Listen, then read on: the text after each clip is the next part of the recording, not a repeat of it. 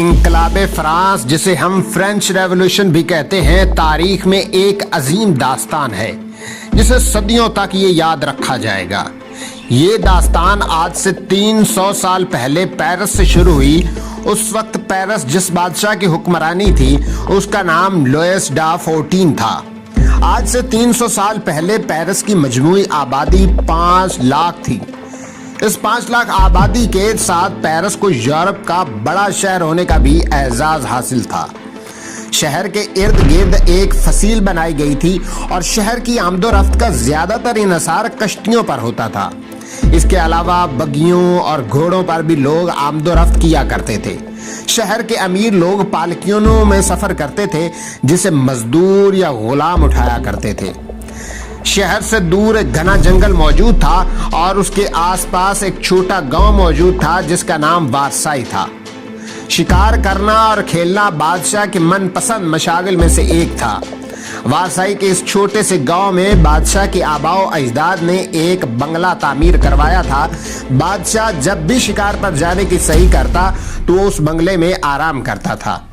ان تمام چیزوں کے علاوہ 2 ایسے خیالات اور خواہش تھی جو بادشاہ کو پریشان کیے رکھتی تھی اور وہ پورا دن اس بارے میں سوچ بچار کرتا رہتا تھا۔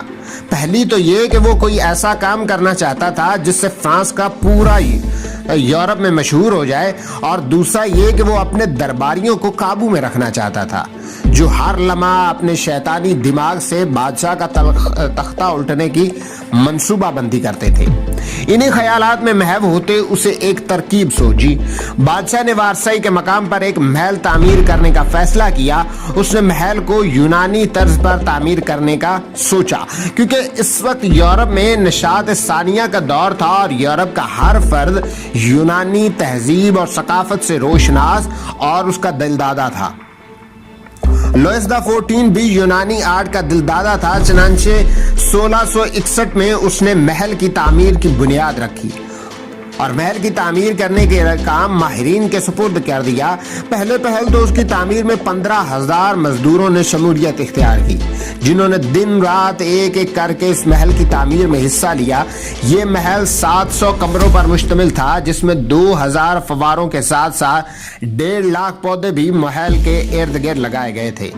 محل کے ہیرو جواہرات اور سونے کی نقش و نگاری سے مزین کیا گیا تھا۔ محل کی ہر دیوار، زینے، دروازے، یہاں تک کہ چھت کو بھی بے شمار نقش و نگار اور تصویروں سے سجایا گیا تھا جس میں شاہی خاندان کے عروج و زوال کے ساتھ یونانی دیوتاؤں اور اہم واقعات کو بھی اجاگر کیا گیا تھا۔ محل کی شان و شوکت کا اندازہ اس بات سے بھی لگایا جا سکتا ہے کہ محل میں موجود سامان بھی ہیرے جواہرات کے تھے، یہاں تک کہ سونے کی ایک ایسی گھڑی بنائی گئی تھی جس میں ہر 1 گھنٹے بعد بادشاہ کا مجسمہ نکلتا اور ایک فرشتہ تاج پوشی کرتا تھا۔ اس محل کو 1682 میں شاہی خاندان کے لیے کھولا گیا اور دنیا بھر کے امراء، بادشاہ، وزیر، شہزادے اور شہزادیاں اس کی شان و شوکت کے قائل ہو گئے۔ یہاں تک کہ کچھ بادشاہوں نے اس محل کی کاپی بنانے کی بھی کوشش کی لیکن اصل کی نقل کوئی نہیں کر پایا۔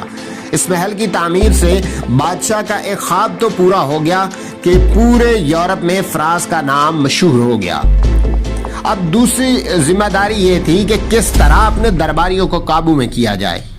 اس وقت بادشاہ کے درباریوں کی کل تعداد 10,000 سے بھی زیادہ تھی۔ بادشاہ نے ایک ترکیب سوچی۔ اس نے اپنے تمام درباریوں کو اس محل میں رہنے کی اجازت دی اور تمام درباریوں کو محل میں مدعو کر دیا۔ بادشاہ نے ان تمام درباریوں کو شکار، رقص اور سرور کی محفلوں میں الجھا دیا جس کی مدد سے وہ ہر وقت بادشاہ کے سامنے رہتے اور بادشاہ کے جاسوس ان پر نظر رکھتے۔